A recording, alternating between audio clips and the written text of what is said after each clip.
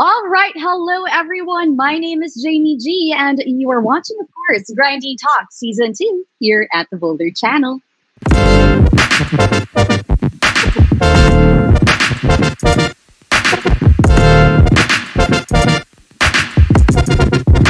All right, and hello to each and every one of you, and welcome to Grindy Talk Season 2. Here we talk about all the trending stories, the latest happenings, and of course, important updates on relevant industries. And you can catch us live on Kumu, that is at TVC, and also on Facebook at TVC Plus and at Grindbag TV. And we do have a YouTube channel that is the Boulder Channel. So thank you so much, guys, for tuning in with us. And you know what? We are feeling festive because it is indeed the pageant season. Now, beauty pageants have long been a contested part of our culture. Some see them as a hangover from a far more patriarchal era, while others defend them for helping women of all ages to feel more confident and to know their self-worth. Kaya naman, for our first guest today, I am joined by Ms. Asia Pacific International's Head of International Affairs, Onin Mas. Hi, Jamie. How are you? Hi, Onin.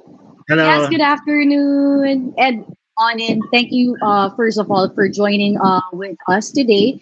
And we are excited to know more about your company and, of course, to know more about, the pageantry, because this is such an interesting topic.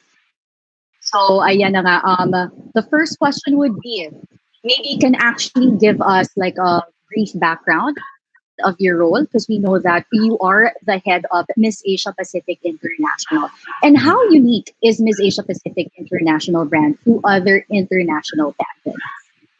Okay, I'm currently the international affairs director of Miss Asia Pacific International. So basically, what I do is I take charge of all the national directors from different parts of the world, making sure that they send credible and qualified candidates to the pageant. So basically, my job starts from the selection of the delegates on their national pageant level.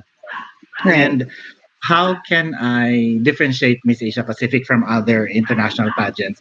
Well, Yes. the advocacy of Miss Asia Pacific is about beauty and diversity.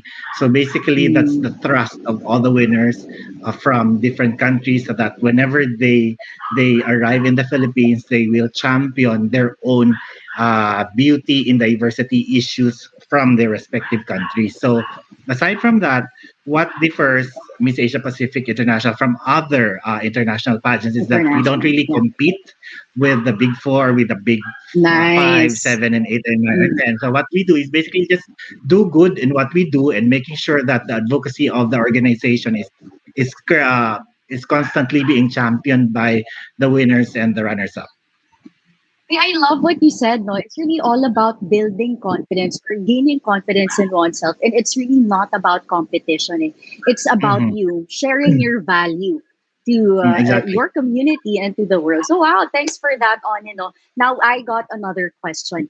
Being Miss Asia Pacific as an organization, naman, what is the support that you give to your League of Women, especially during these challenging and uncertain times, and as well as you have an ongoing advocacy projects and activities? During the normal years, I'm talking about 2016 until 2019. Yeah. all of the winners get a chance to travel to different places, most especially to our franchisees from other countries. So they do go there to crown the national winners, and the platform is there na rin kasi for them to Mm-mm. speak about beauty and diversity and Mm-mm. their personal advocacies as well. So Yeah. as of the moment, so what we do with our current winners, kasi parang it's they've been reigning for almost 2 years na rin, di ba? Because of the Right. cancellation Right. of the past edition. So there is there are some online and virtual shows for them. Mm. We have four runners up and one Miss Asia Pacific 2019 winner from Spain. So from time to time, Nice. they make themselves really present in the virtual world, and Mm-mm. they also do have this dialogue, or they have this um, training about beauty and diversity. Nice. But now that you mentioned virtual, how is Mhm. it naman? I mean, we are not used to the fact that, virtual, we want live audience. So how do you Mhm. guys, keep up with it, with this virtual world and pageantry? Well, at first, I think even the participants or the winners and the runners up are kind of adjusting to that kind of platform Mm. because we are really used to the live audience, diba? So Yes. after siguro a few sessions, then everybody did get the hang of it, and pretty much that's the normal thing for us to do right now because that's the only Mm. choice that we have. Kaya nga, no, talagang really challenging times for us. And I'm sure this is, Mhm. one part of the events industry na talagang had an impact because of Mhm. the Mhm. COVID-19 situation. But Mhm. it's really nice to know that you guys are moving forward, diba? Na Yes, you're yes. adapting. And Nice, I nice. think not Mm-mm. only Miss Asia Pacific, even the other international pageants are doing the same. Yes, Say yes, yes. Miss Earth is also doing the same, even the Miss World and Miss Universe. So I think everybody is trying to adapt to the new normal and making their presence felt in the social media in the social media. Yeah. But I have actually a question for you on, since you're hosting, no, mga Mhm. pageants and of course, Miss Asia Pacific, what do you miss the most when The it audience, comes to, pageant activities? Ayun na nga, agad-agad, the the audience. audience, yeah, Iba, the audience. no? Yeah, iba. Yeah. And I What think made you miss it? it's the adrenaline that we get. You're also hosting, right? And you also Yeah. do live events. As hosts, kasi diba, we sometimes do get our energy from the audience. Iba pag Audience, masayang yes, audience, yes. mas Uh-uh. nahahawaan ka. Ang iba sinasabi na it's the host who will how do you call this? Who will make the audience lively. Pero sometimes it's the other way Mm-mm. around. Yeah, yeah, yeah. Parang they give us so many emotions eh. And if, Mhm. alam mo, yun, once you Mhm. see the smile on their faces, mas lalo kang, yeah! Diba? Parang ang Exactly, sarap exactly. ng mag-host. Uh-huh. Other than And that, about baka pageants, meron ka man, what pang, I really missed mm, about the in the world of pageants is primarily yeah. siguro it's the camaraderie of international women gathering Mm, together in one event, and considering that there's a language barrier, and yet they make it a point to understand each other. So I think that's what I really miss the most. And since Miss Asia Pacific is always being held here in the Philippines, so nakakamiss din yung promoting the Philippines, making mm. sure that the candidates are well taken care of, and they, Yeah, they yeah. they basically can tour around the country and discover what the Philippines has to offer. So isa din yun. That's one thing that I really miss. Nice. Nice to know that, no? And also to just congratulate you. I believe Mhm. last 2018 you celebrated the 50th year of Mhm. Miss Asia Pacific, your Pacific, 50th yes. anniversary. Nice, Mhm. nice. And Thank then, you. okay, I have Mhm. another question, no? When it comes naman to the future, ayan, what do you see? in the future of Miss Asia Pacific International? And I hopefully we will still do the same advocacy. We will still champion the advocacy of the organization because the organization started in 1969 up until now, and it did undergo lots and lots of brand rebranding. So since 2016 until now, the people within the organization are really working hard to make sure that the vision and mission of the organization are being practiced. So what I Yes. look forward to in Miss Asia Pacific is that more or less, siguro, we can be prepared for whatever atrocities that may happen in the future, considering this pandemic that parang we were Correct, caught. correct. So I think in most of the pageant organizations, I also feel that they do prepare themselves for that. Uh, Doing things not the usual way and trying to Yes. innovate and recreate the brand, Mm. the live events, Yes. I love what you said, no? Innovate and recreate the brand. Ang galing. I really love to highlight that one. And okay, another question is, have you started campaigning naman for the next pageant? Do you have actually a target schedule for that?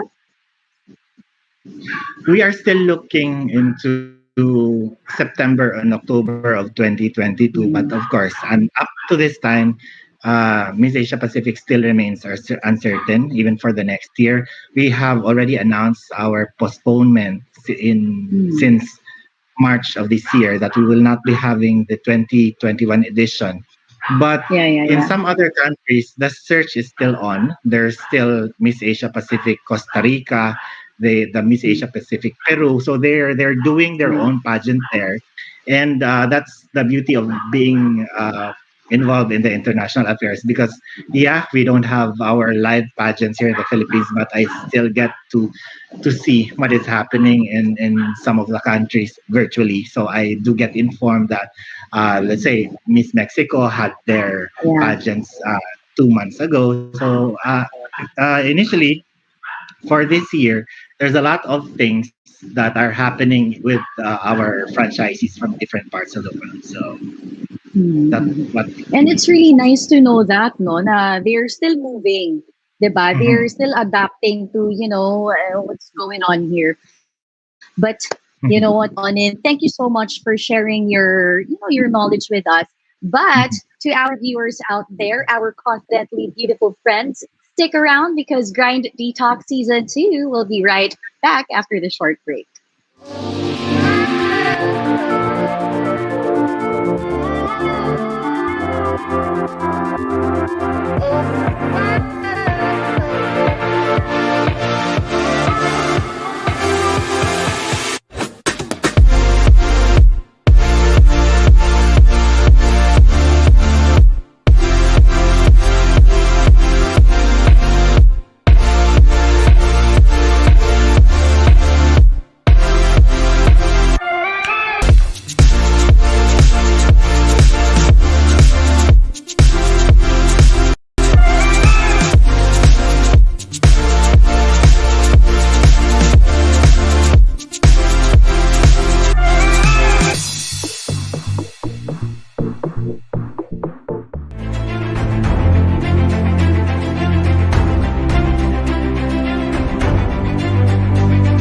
She's Gemma Teresa Guerra Cruz, Miss Philippines.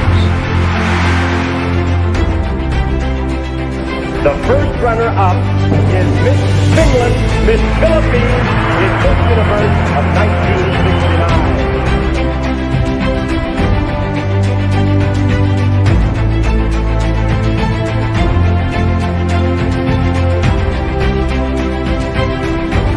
The first runner-up is Miss USA, Miss Philippines, in Miss Universe.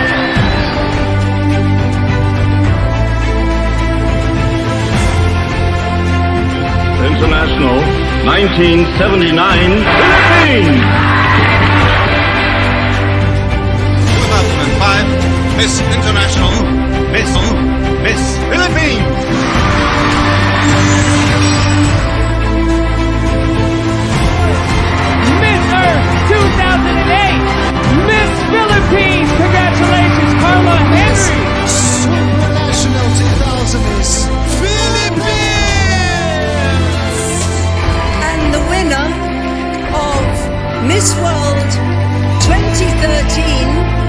Philippines. Miss International 2013 is Miss Philippines.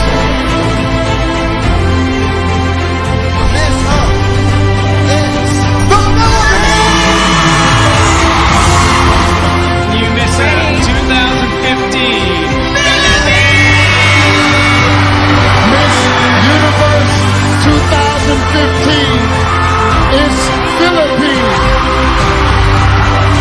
The glorious 2016 Miss International Philippines. 2017 is Philippines. Miss Universe is Philippines. Our Miss Intercontinental 2018, Philippines.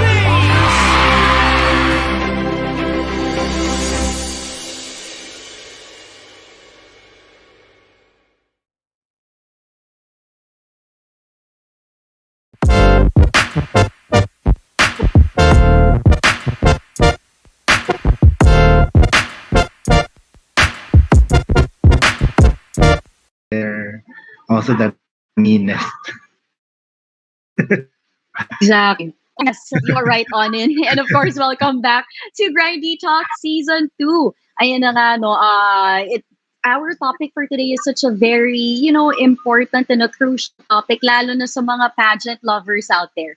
But, of course, the Philippines, first and foremost, is a country obsessed with beauty pageants. Alam na alam natin yan lahat. And in the past decade, we won 9 international, triggered a surge in beauty contests and so of course still with on in here, and I'm having so much fun with him, and of course joining us are two amazing pageant bloggers. First off, we have JM Ranada from Critical Beauty Philippines. And yes, hi JM. Hello.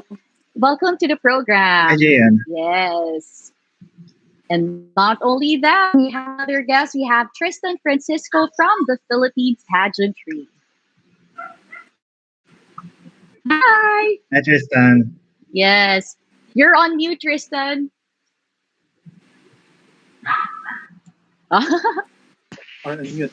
Yeah. There. Hi, Tristan. Welcome to the show. I'm so So- excited for our topic today. Ayan, chikahan tayo for this second segment of Grindy Talks. But ayun na nga, I'm gonna cut to the chase. Meron na akong question for the three of you. Of the Big Four, alam naman natin yung Big Four, Miss Universe, Miss World, Miss Earth, and Miss International.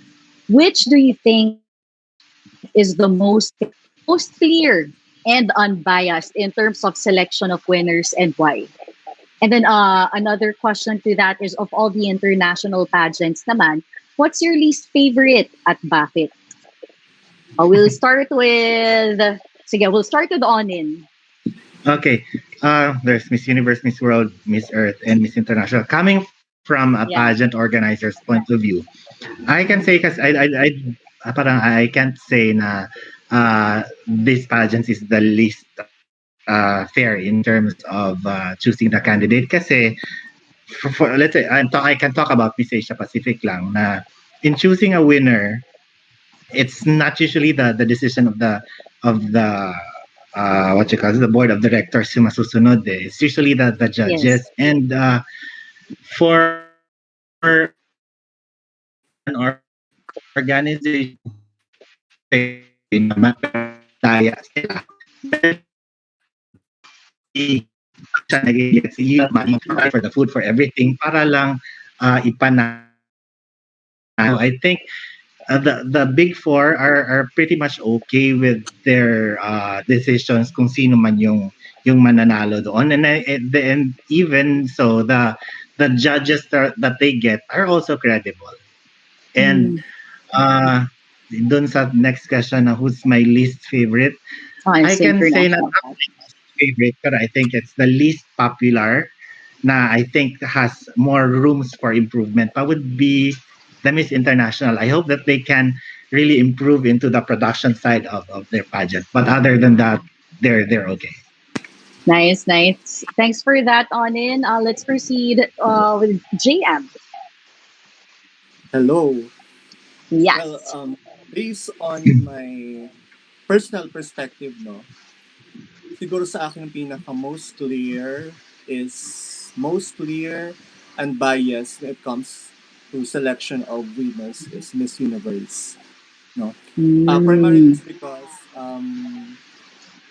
very diverse yung selection committee nila. And then at the Mm-mm. same time, meron akong natutunan doon sa post ni Rachel Simpson, if still remember.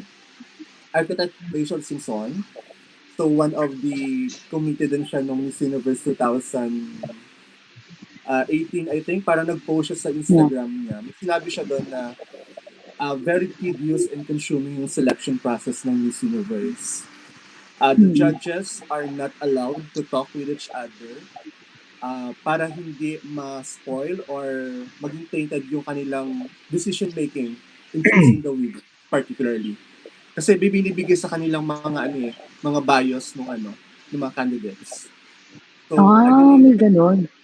may ganon. So every candidates they're choosing during the preliminary interview, they give 4 minutes.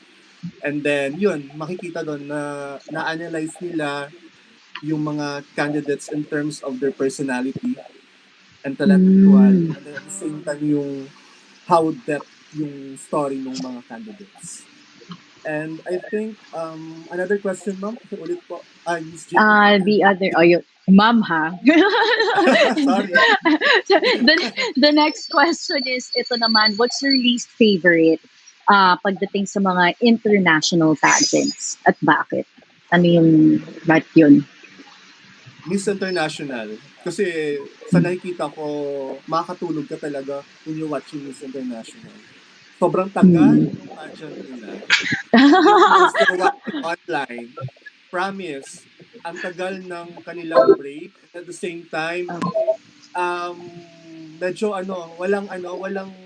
walang excitement, kulang-kulangan ako. Unlike the Miss Universe, Miss World, somehow medyo boring. Pero the least is Miss International. Grabe. So may ganun palang ganap po. Very stagnant pala.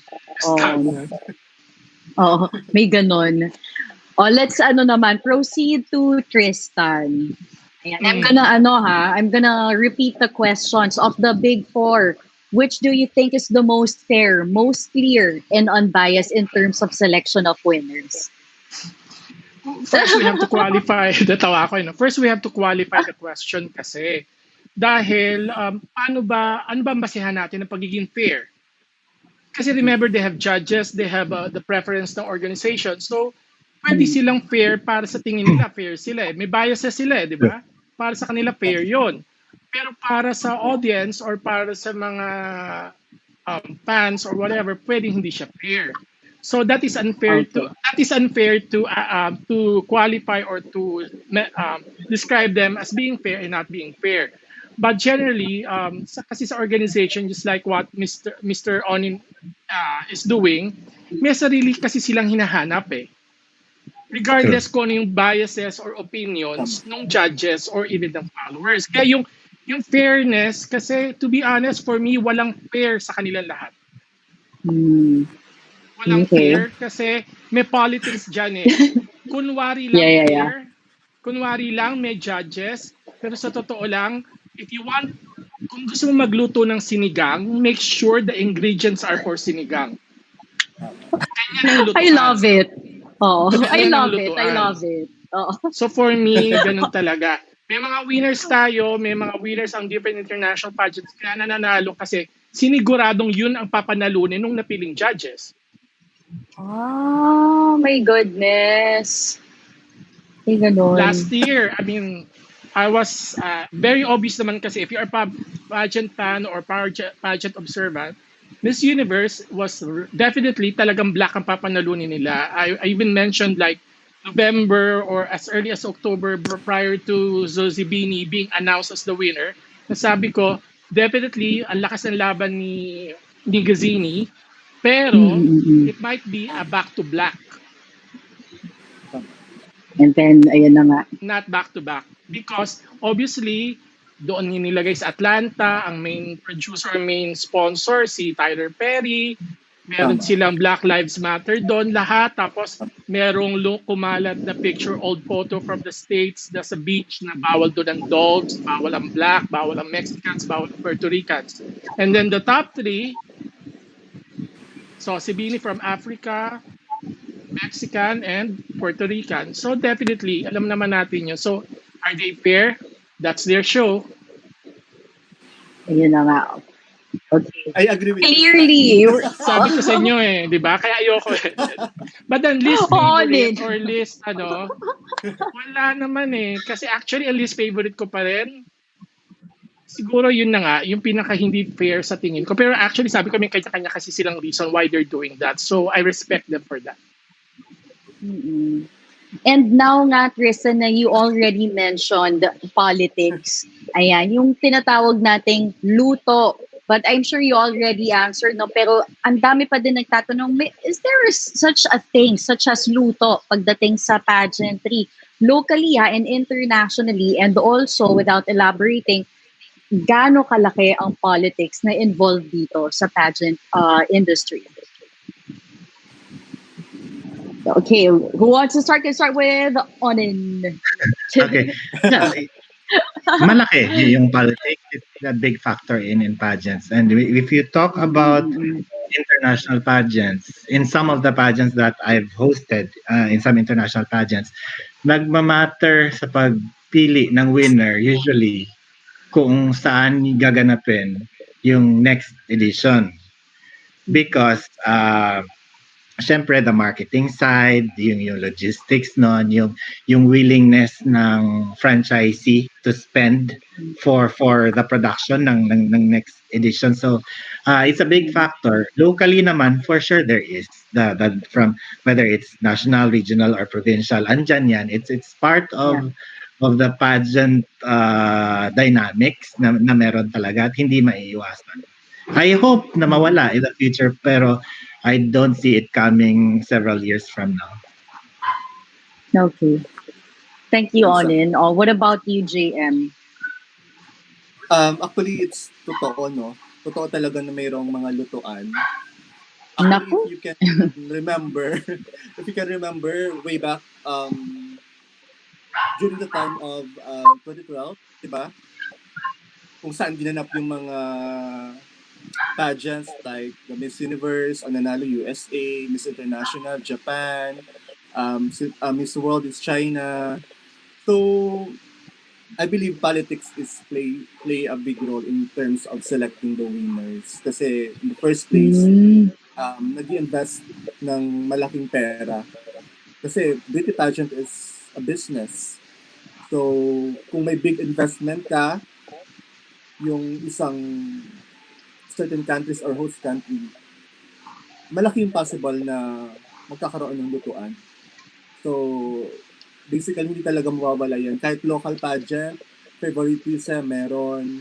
Regional pageant, meron din. So, siguro na yun, part na yun ng beauty pageant or pageantry, yung tinatawag natin mga lutuan. Hindi talaga yun mawawala. It's just... subjective din kasi ang ang pag-judge ng beauty pageant, diba? People also looking for beauty, then yung iba naman looking for intelligence. So, different set of judges has different taste, and then of course, kung sino yung gusto talaga nilang panalan. So, malaki talaga yung factor ng lutuan and politics. Grabe! So, it's just like a sad reality na talagang nangyayari pala yun. Kasi some people are turning a blind eye Ayaw nilang maniwala na may lutuang nangyayari or nagaganap sa pageantry. So, ayan, let's find out ano naman ang views ni Tristan sa luto at politics.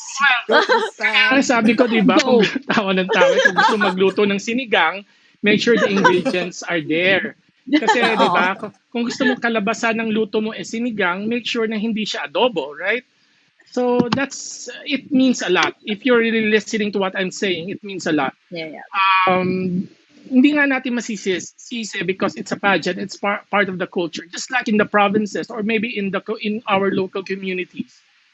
Sa ngayon, it's May, month of May, lockdown lang. But even before when I was younger, kung sino yung gustong maging Reyna Elena yung anak nila sa isang Santa Cruzan ng bayan nila, yun ang gagastos, right? Minsan we question why? Bakit siya ang napiling Reyna Elena or something? That is very close to our community, and that's what's happening generally in pageantry, not just locally, not just nationally, but also worldwide. So hindi natin masisisi. That's why when I asked point blank one of the international pageant owners about cooking show, kasi we have to understand, it's not about cooking show. Kasi mayroon talagang gusto silang panalunin base sa requirements o base sa hinahanap nila as a spokesperson for their organization. And they want to make sure na yun ang mapipili o yun ang makukuha. Yung ibang organizations or ibang pageants, walang judges. Kunwari may judges, pero sa totoo lang, meron na. Meron ng itong choices nila. So, ganun lang naman yon. So, we're just here to enjoy the show. Do not expect much from it. And then when we talk about politics and pageantry, it's not politics na kampanya ng mga politiko, hindi yon. Politics is the system. It's the human engagement. It's how you deal with each other, with the red tape or yung organization mismo. Kasi nga, kagaya nga ni Mr. Onin, meron yan sa local franchise, meron sa national, sa ganyan, meron yan eh. So, it's not just about the pageant that we see or that we watch for the 2 hours. Hindi lang yon. It's way beyond that. It's way beyond that. Pero given nga that luto and that politics, how are you dealing with it? Wala, can you do something about it? Or like talagang tanggap na lang ba siya? I did something in 2017. There was this rumor of kung sino yung papanalunin na Binibining Pilipinas as Miss Universe Philippines at that time. And definitely, hindi karapat-dapat yung papanalunin na yon. We were like, we knew at that time ang best candidate for us was Catriona Gray. Yeah. So 2 days before the Binibining Pilipinas, I came out with an article exposing the information that we knew about tungkol sa pagkukuha noong franchise ng Miss Universe from Binibining Pilipinas ng isang grupo.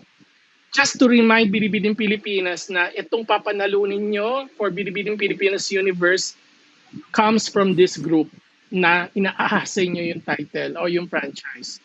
Because for me, as a pageant media, as a pageant blogger, we have to put a stop to that because ang karapat-dapat talaga and the best at that time for Binibining Pilipinas was Catriona Gray. And then the rest is history, right? So, yes. As much as possible, we take our hands off it. For me, sa TPP, sa the Philippine Pageantry, mostly we are just news or facts. We do not encourage opinions there. Hindi kami naglalagay ng opinion ko. Lalo na ako, hindi ako pwede maglagay ng opinion ko doon. Kasi, pero personally, I don't want, ayoko yung niloloko kami. As pageant. Tama. Kasi we already know the background, the history, and everything. Tsaka also to add to that, talagang importante na you share only the facts and raise awareness to the community. Mga hindi nila alam. Basta importante. We have to support the Miss Philippines. Whoever the Miss Philippines is in whatever pageant, we have to support them because the international fans are looking at us, titignan kung how we build our candidates, our Miss Philippines, at how we build our country sa international stage. Yes. That's why we have to make sure that we're, lalo na sa page ko, lalo sa page namin, that we're putting the best foot forward ng mga Filipina candidates. Kasi that is that. And then of course, news lang and facts lang. Mahirap na ang mga fake news. Hindi pa usang fake news, we don't do that already in Philippine pageant. Yes.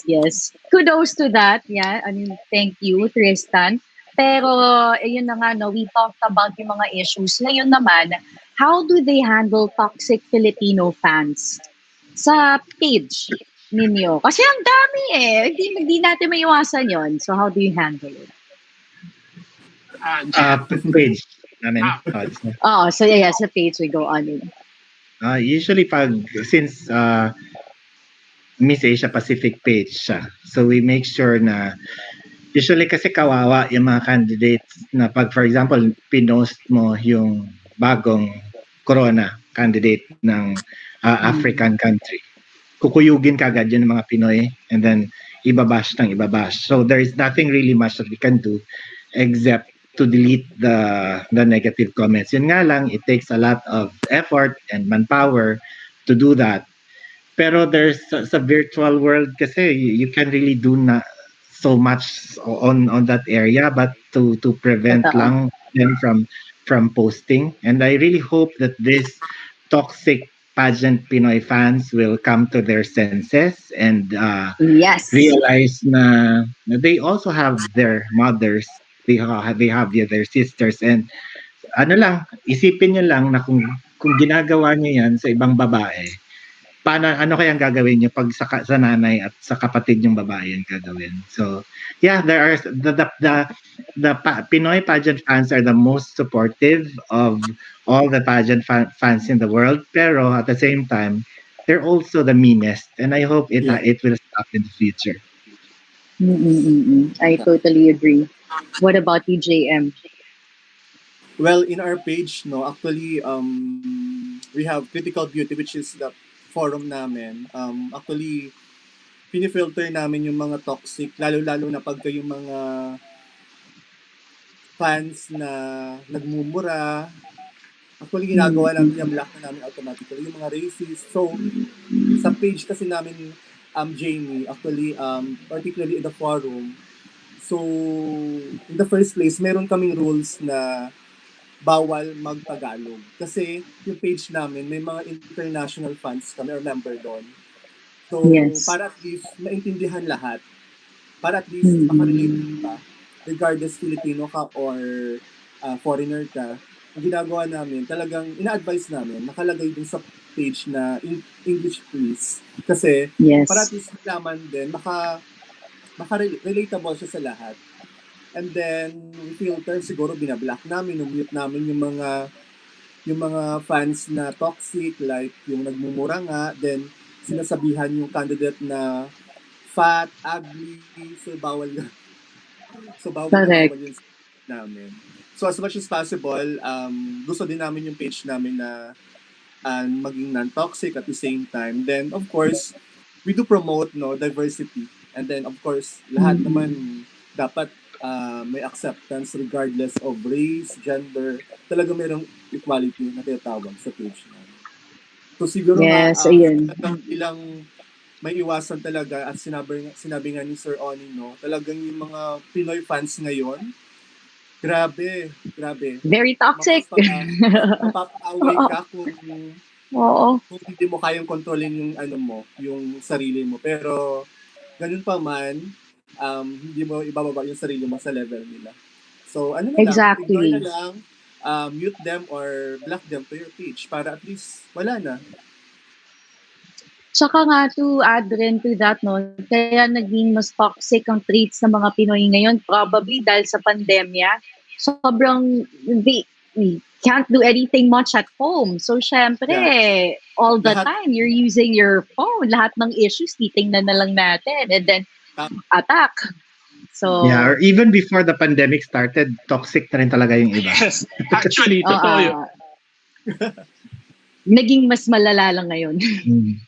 Maraming oras lang ngayon. Sa TPP kasi, even prior to this pandemic and even before all this supposedly toxicity from fans, meron kasi kaming may system ang Facebook na pwedeng i-block yung specific words.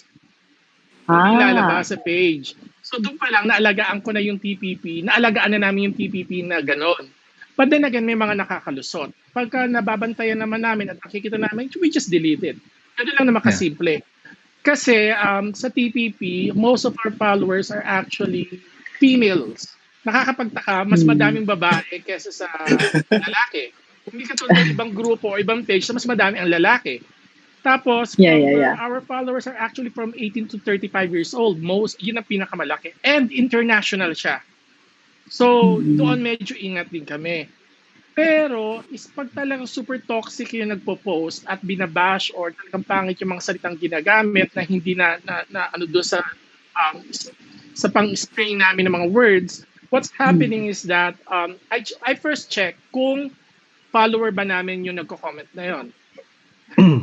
Kung naka-like ba siya sa page. Kung naka-like siya sa page, it's either i-delete ko lang yung i-delete ko lang yung comment niya. Pero kung hindi siya naka-like sa page, pero ang lakas-lakas ang loob niya magsalita ng mga ganon, i-delete and i-ban siya. Kasi ang point ko lang is, hindi ka kabawasan. And then, of course, kaya nga tignan mo, I mean, our page is closing to 500,000 followers na very soon. So, very nice. Tama. Mukhang tama din naman yung nangyayari sa TPP. So, mukhang tama din naman. So, yun. So, pagiging toxic, hindi eh. Kasi, generally, ganun talaga. Mema tayo eh. Kasi, we have the power of the anonymity of the social media. We can change our photos, we can change our personality, we can even filter our photos or filter our videos, and we can create a persona that is different from who we really are. Kaya mas nagiging matapang tayo.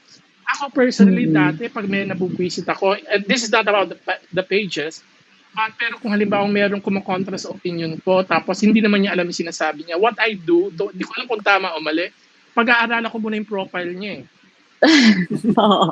Tapos, ang yabang-yabang mo, hindi mo nga alam kung ano napag-aralan ko, kung anong ginagawa ko sa buhay ko, kung mang-api ka, gano'n. Samantalang ikaw pala yung ka-PFP. Yung parang gano'n.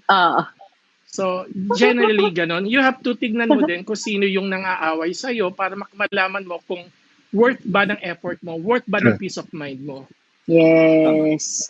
Kasi most of the time, they're just wasting your precious time. Ang daming mga pwedeng gawing magagandang, 'di ba? Mga kesa magalit ka sa mga keypad warriors, kumbaga, kung tawagin sila.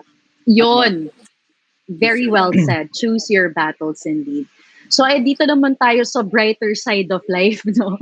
So, given the chance naman na, for example, you want to innovate itong mga international pageants, ano yung mga creative ideas or solutions that you recommend or suggest para maging okay ang pageant industry?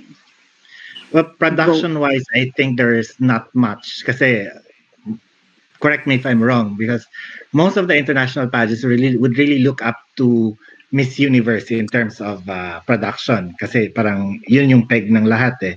Pero one thing that I really hope sana na for all the international pageants, including Miss Asia Pacific, is that hopefully they can really focus into the advocacy side ng winners or even candidates, or even encouraging the candidates to also focus even on their own personal advocacies, hindi lang yung puro lip service lang.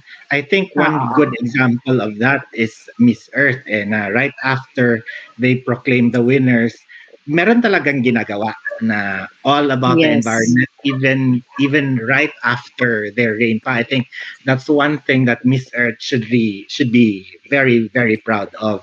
Medyo yung ibang pageants, even kami parang nagsa-struggle pa rin kung paano i-strengthen yung awareness ng kanya-kanyang advocacies. Pero I think the best solution to that is to instill into the minds of these candidates na even before joining or even before going to the Philippines or kung saan man yung international pageant nila, na isa puso yung advocacy ng gusto ng organization, and at the same time magustuhan din sana nila for them to be able to champion that specific advocacy.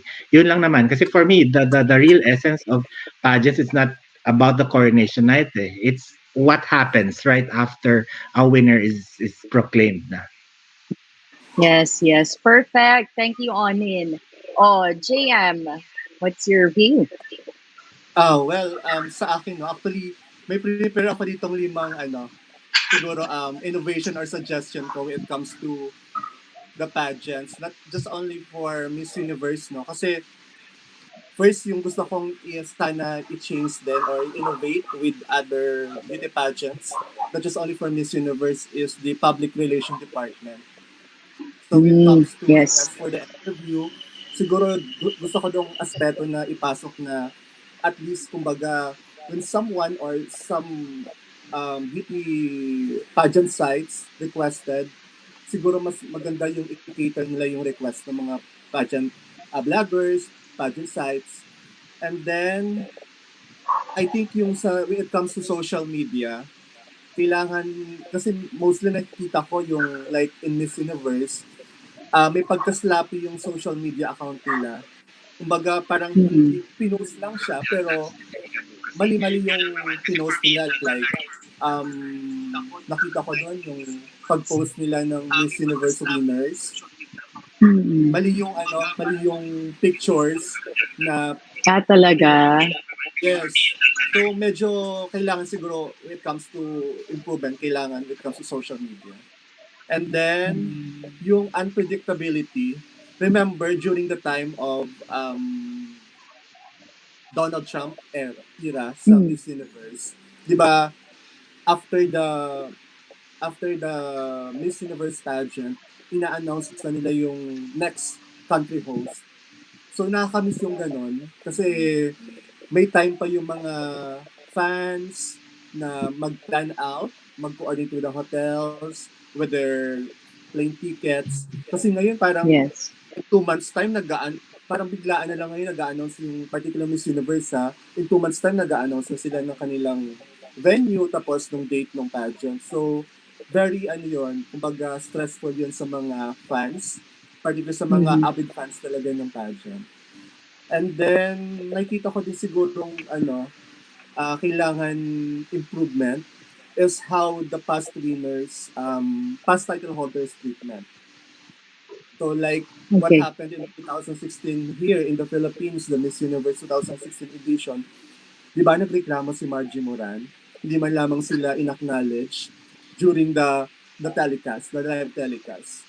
So, during the time, the 1994, ang alam ko, Margie Moran and Gloria Diaz, before the crowning of Sismita Sen, talagang ina-acknowledge yung mga past winners. Pero ngayon parang walang photo op nga nangyari noong 2016, di ba? When IMG took over the Miss Universe franchise. So, yun yung gusto kong ma-improve. And then, lastly, yung nangyayari ngayon sa Miss Universe, all women judges, parang there's something wrong. Parang sexist siya sa akin, ha? Parang may mali doon. But they're looking for diversity. Dapat, kung ganon, include naman nila yung yung men when it comes to the selection. Exactly. Kasi iba din yung pananaw ng mga boys over girls kung girls lang yung selection committee nila, diba? So I think that's yung mga 5 yun yung na-identify ko na kailangang innovate in a beauty pageant. Yun nga I think we need LGBTQ judges as well. Kasi when we talk about diversification, it's not, alam mo yun, hindi pwedeng puro female lang. Or kailangan, tayo, diversify. Exactly. So yes. Go Tristan! Go Tristan! No. I mean, hindi ako katulad ni JM na nakapag-prepare. Pasensya na sa mga viewers. Hindi naman. Paano ba i-innovate? Okay, Miss Universe has been dying since 2010. So that's the truth.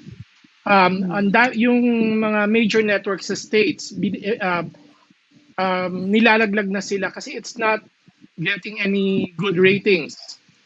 From Saturday prime time, naging Sunday late show na lang sila.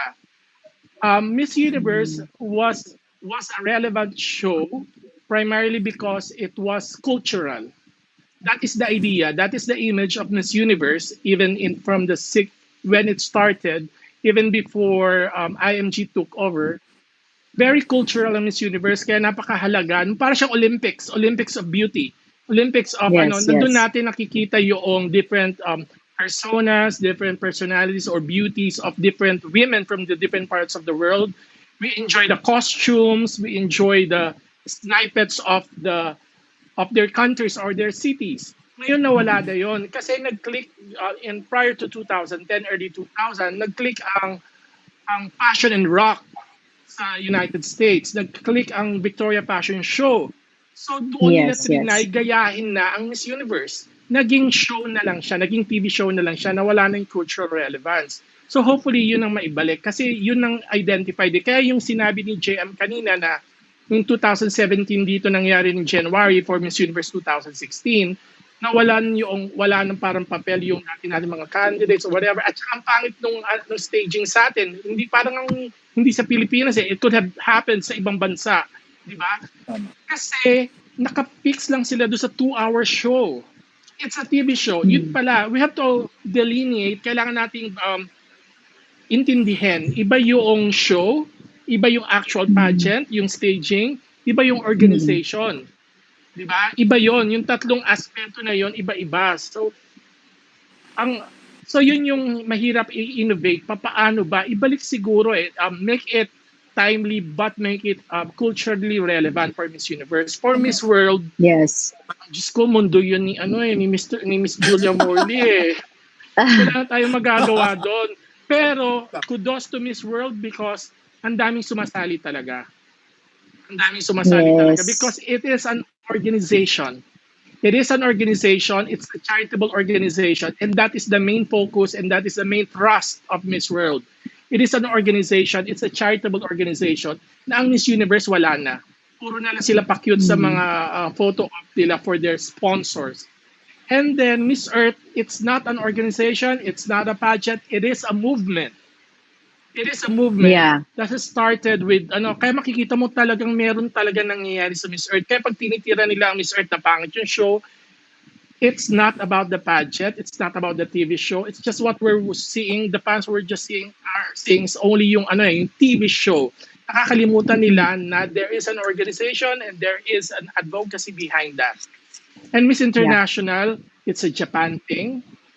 Hayaan na natin sila doon eh. That's how they are eh. Kaya nga meron tayong specific ano pa natin i-innovate? Ano na yon, institution na eh. Diba? Buti nga nag-i-improve na sila, nagkakaroon na sila ng social media, nag-i-English na sila sa kanilang social media. Napapanood na natin sila live dati, nababalitaan natin after a week pa or 2 weeks pa, di ba nananalo si Miss Philippines, etc. So innovate, we have to sa panahon ng pandemic, kawawa ang pageant industry kasi nawalan sila ng relevance. Yun ang problem eh. Kailangan ilagay natin ano ba ang hirap. Kaya nga ito, basta may maipageant na lang. Kahit ang Miss Universe, may maipageant na lang. Pero yes, so baka biglang pero yes, we do feel you there, Tristan. Alam niyo, talagang hits the spot. Tama nga naman yung mga sinabi mo. And I'm sure a lot of our viewers are also sympathizing with you. Magulat sila sino ba daw ako, di ba? Pero hindi totoo. Grabe nangyari sa pageantry. Parang nakakalungkot lang. I mean, diba? Habol lang pala. Ang ganda ng ginawa ng Miss Grand International. Ang galing ng ginawa ng Miss Grand International.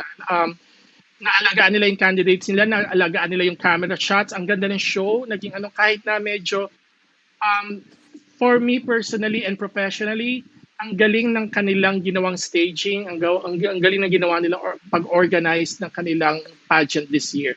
First time na masasabi kong good yung ginawa nila. Nice. Congratulations. Oo. Love it.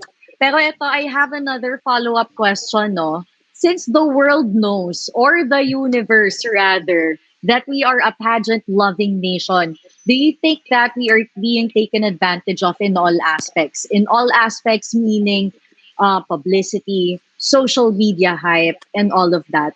And does this work naman to our advantage, especially to our representative or candidate?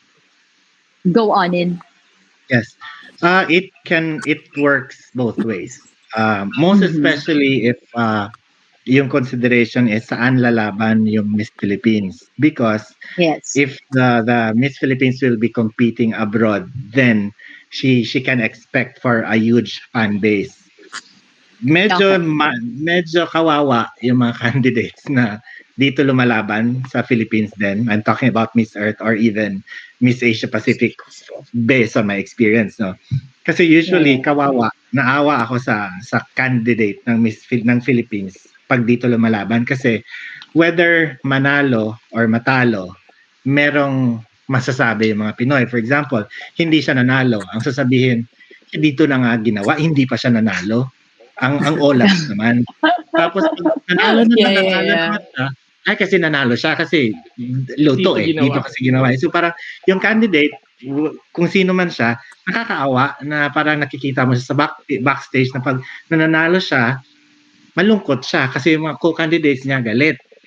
Pag natatalo naman siya, malungkot pa rin siya kasi natalo siya. So parang ganun. So uh, pero in general, it works for the Filipinos talaga na since we're pageant loving country, it works for our advantage kasi when the Philippines compete abroad, the huge fan base, whether toxic or not, is still there. So it's a huge advantage for whoever that Miss Philippines is. Yes, yes. Nice. Go, JM. Well, just like Sir Onin said, no, talagang we are taking advantage all the aspects in beauty pageant. Sinabi nga ni Sir Onin, no, na talagang siguro ang problema lang talaga sa sa attitude ng mga Pinoy fans. Yung masyadong perfectionist tayo, then masyadong malaki yung expectations nila sa lahat ng mga pinapadala nating kandidata in a beauty pageant. Particularly in this universe. Tapos, kapag natalo, yung observation ko lang, kapag natalo, ayun, unfollow na yung page. And then, totoo yan. Another toxic trait. Page, yes. Unfollow na yung page. At the same time, magpo-post na kung ano-ano. Which is, siguro yun yung talagang yung nakita kong kailangan nating baguhin sa mga Pinoy fans attitude. Sometimes we win, sometimes we lose. So, hindi naman lahat siguro ng pagkakataon na ang Pilipinas ay panalo palagi sa Miss Universe. Hello, kumbaga, hindi lang tayo yung country nagko-compete in a particular pageant. So, mas maraming magaganda, maraming magagaling. Siguro, ang masasabi ko lang, siguro message ko lang talaga sa mga Pinoy fans, let's be gracious sa mga candidates natin. Tama. Kasi, tama. Hindi nila alam kung ano yung pinagdaanan ng mga representative natin in terms of training, preparation. Marami silang sacrifices. So siguro, maintindihan nila din siguro kung sila yung nasa shoe ng isang kandidata na lumalaban para sa Pilipinas. Yes. Thank you. Now it's Tristan. Ano nga ba yung tanong? Ganun daw. Yes, definitely yes. We are being taken advantage of. Definitely. Ang daming mga YouTubers ngayon ang ginagamit ng Philippines, hindi lang for pageantry. Kahit basta banggitin ng Philippines, ang mga Pinoy talaga sugod doon, super pure. Ang dami nating mga puti or foreigners na gumagawa ng YouTube. I-review nila ang Philippines. Tayo naman super like, super follow, super subscribe kagad. Kasi parang, I think it's the mentality or psychology that we want to feel and see our presence worldwide. That's why the community from the Filipino communities from the different countries, pag may pageants, even for Miss Universe like that, nagsasama-sama because it's a chance for them to be seen. Para makita na Pilipino kami. Ito yung aming representative. We're from the Philippines, di ba? It goes back to what happened during the time when Mr. Carlos P. Romulo became the United Nations General Secretary, di ba? Yun nga ba? General Secretary siya ng United Nations. Then when he wanted the flag of the United Nations made or the logo, tapos ginawa yung logo na yon nung time niya. Sabi niya, asan yung Philippines? Wala doon. So kahit na may dot, and then that was the dot. So it's the presence. That's why we're being taken advantage of because yun yung mentality ng Filipino. Kailangan natin patola tayo, Filipino, etc. etc. Pati nga yung mga hindi naman karapat dapat magbigay ng opinion, sumisikat sa pageantry because kumikita sila sa kanilang mga YouTube channels because they use the Philippines. It's either binobol ang mga Pilipino or ginagalit ang mga Pilipino. At sisikat sila ngayon. So that's what's happening. Now, let's talk about pageant organizations. There's this one organization now na kagaya na sinabi ko na ginagamit ng Pilipino and pageant fans. At doon puro karamihan nun kasi Pilipino na lang ang parang naniniwala sa kanila. So doon na lang din yung sila kumukuha ng sponsors. Di ba, Grabe, ang JM? dami natin mga nalalaman ah. Wow! Alam mo kung organization yun, JM, di ba? Tuwan-tuwa naman tayo ngayon dahil, wow, Filipino sponsor, itong ganyan. Pero sa totoo lang, Diyos ko Lord, wala na nag-sponsor sa kanila. They just have to have a pageant because kailangan nilang kumita. Dahil yung kanilang main organization, kailangan kumita yung pageant na yon dahil sa totoo lang, puro gasto sila. Tama. Nako! I can feel some juiciness in here. Pero yeah, ayun na nga. Si JM may kasalanan niya. Chika 101. Ayan. Pero thank you Tristan, thank you Onin and JM at na kaming mga ako pati kami mga viewers, we are being informed na ano bang meron talaga sa pageant industry. Pero before we go on a short break, meron akong last question sa inyo. Among all naman the previous winners, including yung mga runners-up at saka in any international pageant, who do you think made an impact to you? Then and now, at saka bakit? Go on in. Venus Ra. Because she's even before and until now, and I get to know her during her Miss Philippines Earth time pa lang. She was very, talaga, she's very down to earth. And even up until now, whenever I see her sa events, she has not changed at all in terms of the personality.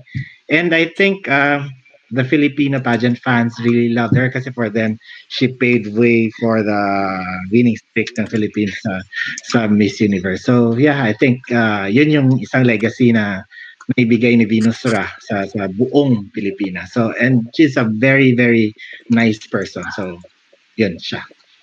Yes, palakpakan tayo kay Venus Ra. Pero I totally agree. Galing. JM, ayan, who's your pick? Actually, marami, no? Marami. Pero, siguro ang nilook up ko for when it comes in the Miss Universe, no? Particularly si, not Filipino, Susmita Sen. The first Indian Miss Universe. At her age, 18 years old siya nung nanalo. If I'm not mistaken, yes. Tristan, at her age, first came up with that profound answer. Which is, ang nagustuhan ko sa kanya, until now, she lived up to that winning answer to become a mother. Even though na ngayon parang wala siyang wala pa siyang, kumbaga may boyfriend siya, pero she had 2 girls just to raise a family. Kumbaga, yun yung nakita ko doon yung the essence of being a woman. S2E9. Yes. Kung kabisado mo pa yung sagot ni Mrs. Vitasen is, being a woman, the very fact that you're a woman is a gift of God, which all of us must appreciate. The origin of a child is a mother and is a woman. And a woman is the one who shares love, who shares and shows the man what love, caring, and sharing is all about. That is the essence of a woman. So yun oh my goodness! Palakpakan tayo dyan! Okay! Miss Universe. Memor, I love it, JM. Perfect! Siguro it's nagustuhan ko sa kanya is being a family-oriented Miss Universe. That's why, kasi ako family-oriented din ako na tao. That's why I live up to that answer, the winning answer of Susmita Sen. Nice. Once again, let us all clap for JM.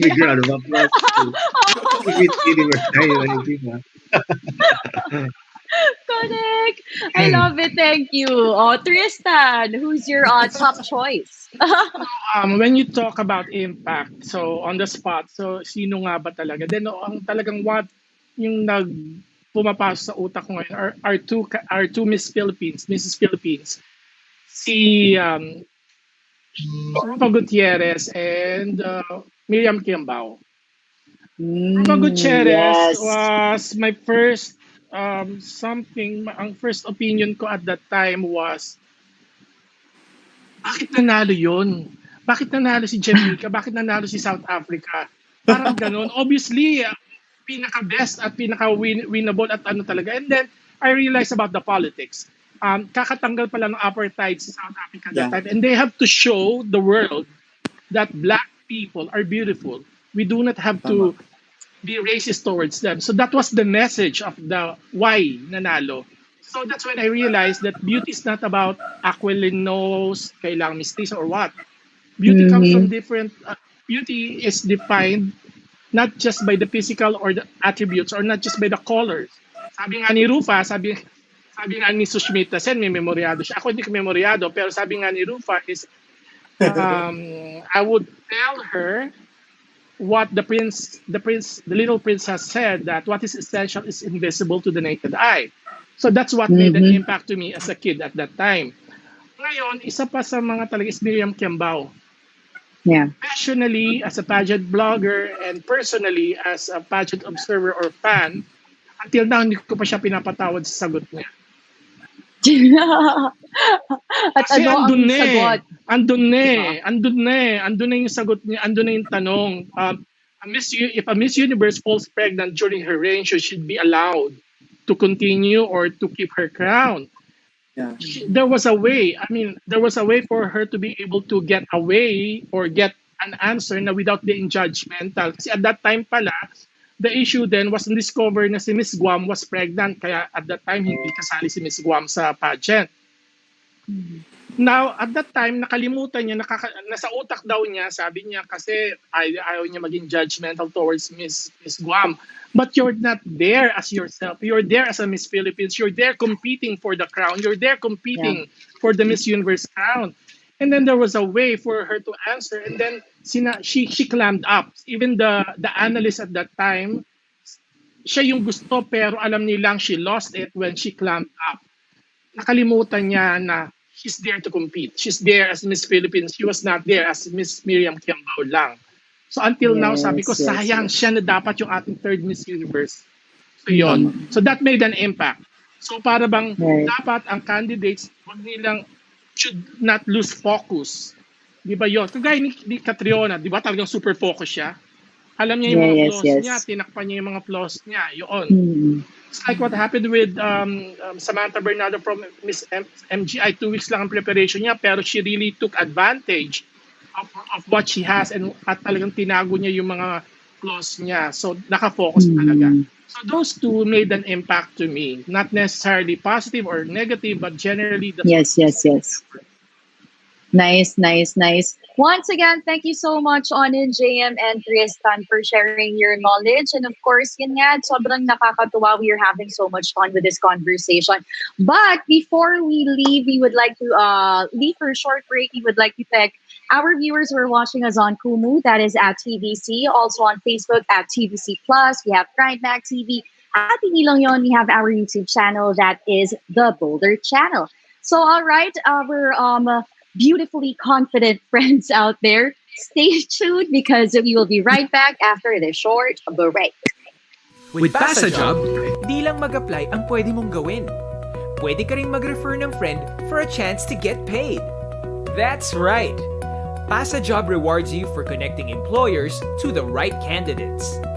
So apply, refer, get paid with PasaJob. Hassle maghanap ng trabaho, pero sa app na to, lagi kang panalo. Nakatulong ka na, may reward ka pa. Sali ka na! Download the app to PasaJob, help a friend, get a reward.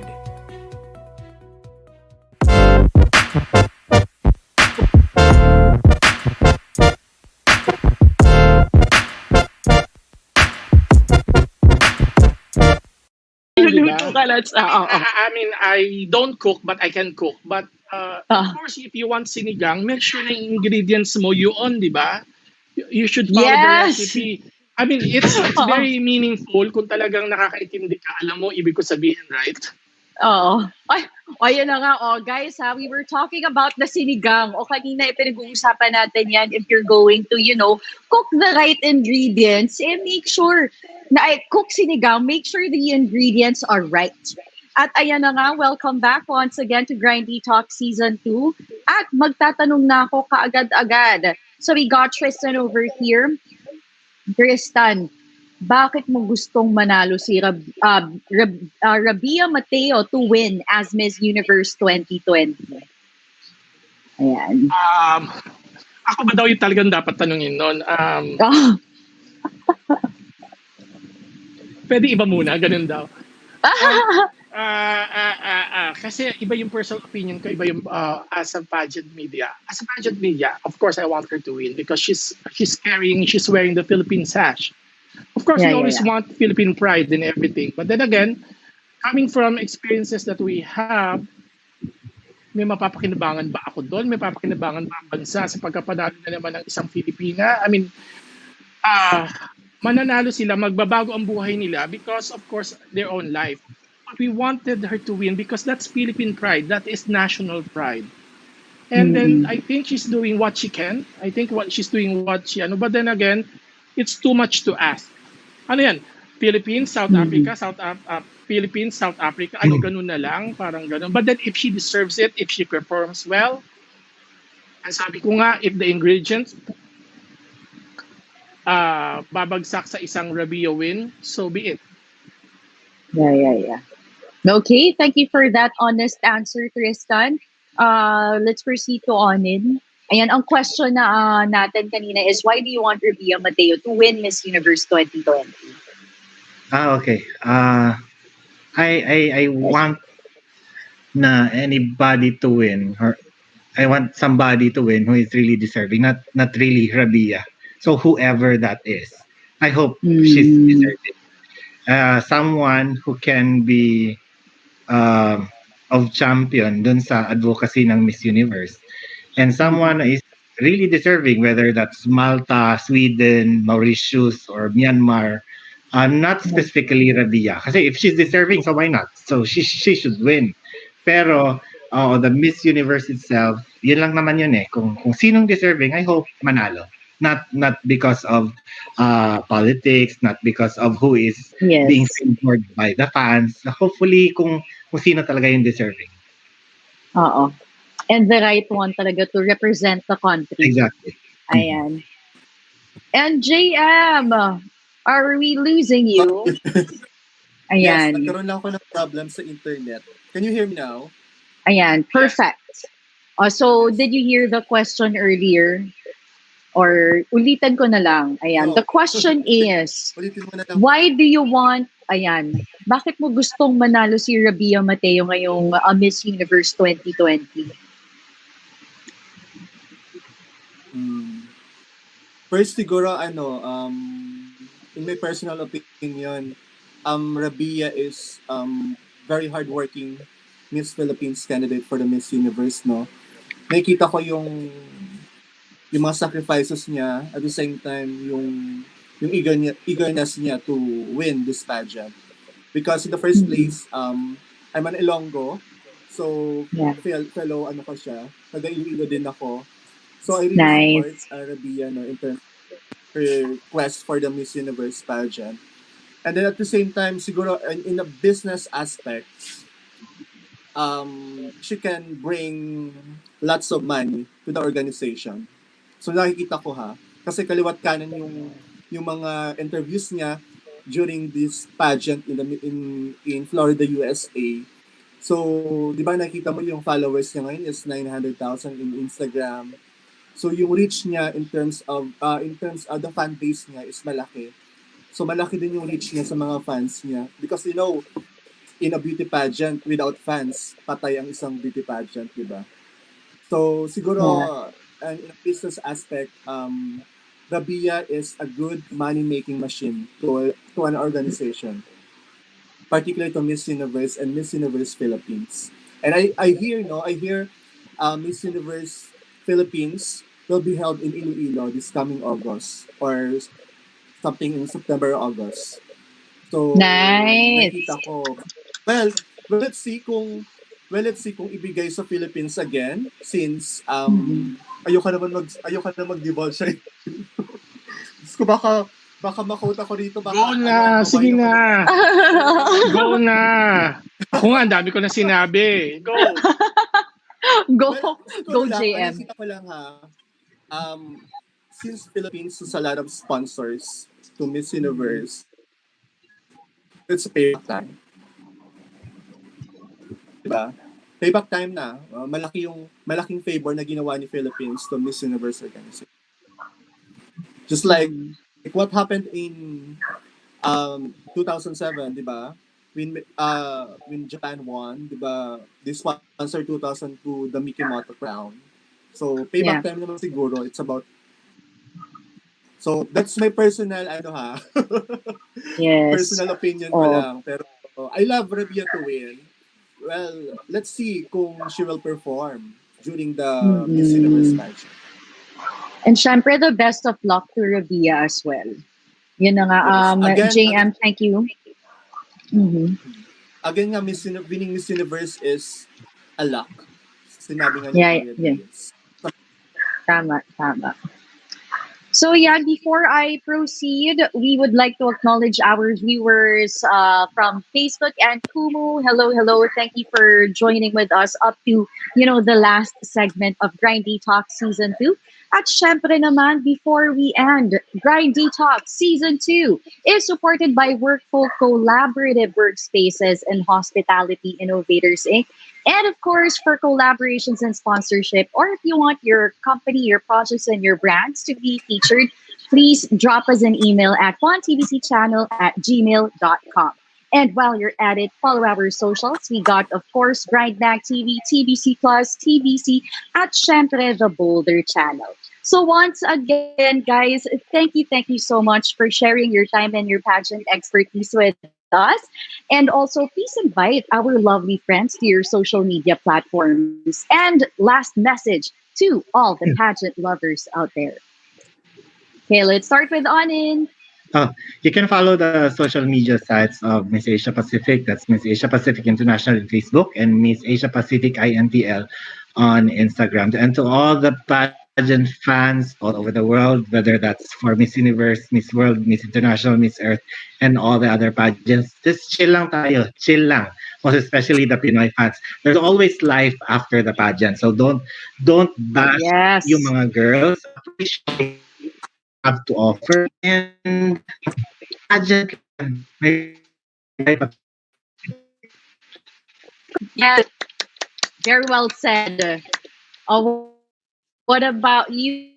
Where can we see you and your message? So lang din sa Pinoy fans, no? Let's do support our candidates in terms of how they present sa beauty pageant. Siguro, maging gracious na lang tayo sa lahat ng candidates na compete in Miss Universe, Miss World, Miss International, or maging sa Miss Asia Pacific, no? So, let's avoid siguro yung toxic Pinoy attitude na maging perfectionist tayo sa lahat ng aspeto ng beauty pageant. And then siguro, yun nga, sa lahat, of course, let's respect opinion of different fans, different pageant vloggers. At the same time, no, in the world of pageantry, magkakilala lahat yan ng mga pageant vloggers. So, let's support each other. Yes. Siguro kung may hindi ka man nagustuhan sa sinabi niya, respetuhin lang natin. Then siguro, we can reach out directly to that vlogger kung may medyo nasaktan ka sa mga sinabi nila, sa mga na-post nila. So, let's support each other. Kasi at the end of the day, isang world lang tayo nagre-revolve. It's the pageant world. So, let's respect and love each other. Yeah. So, yun lang. Yay! I love it. Very Miss Universe din ang answer. Respect and be kind to one another. At can I just mention, nakikita kong napapasmile-smile si Tristan eh. Yung habang nagme-message. Isipin nyo na lang kung ano pa yung mga pinigilan kong sabihin, di ba? Yes. So, ayan. Go, Tristan. Ano ba yung tanong? Ano ba yung tanong? Well, message ba to the fans or farewell message to the page. Yes, enjoy. It's the Miss Universe season. Enjoy. Have fun. Be kind to one another because no matter what, pare-pareho tayong tao, pare-pareho tayong pinagdadaanan, pare-pareho tayo. Iba opinion, depende sa experience, depende sa ano. So hindi naman pwede natin asahan na na kung ano yung opinion ko, yun din ang opinion nyo and vice versa, di ba? So ganun din tayo. I mean, not just about pageantry, but about anything and everything around the world. If you can be kind, please, be kind. So yun lang yun. Problema ko lang kasi madaldal ako eh. So yun. The Philippine Pageantry, you can follow the Philippine Pageantry, of course, on our page. And then we have a YouTube channel and we also have an Instagram account. That's the Philippine Pageantry or TPP. So it's the CNN of pageantry. Parang ganun. Yay!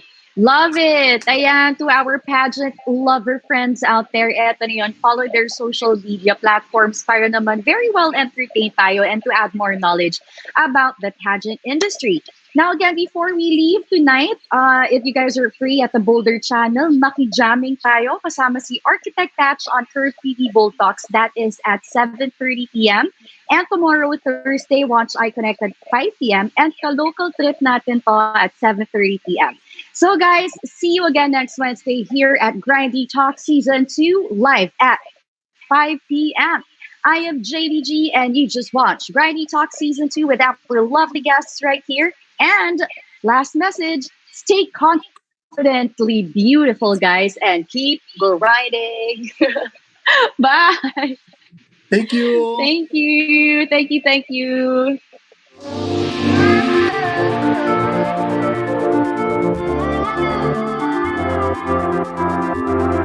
Oh,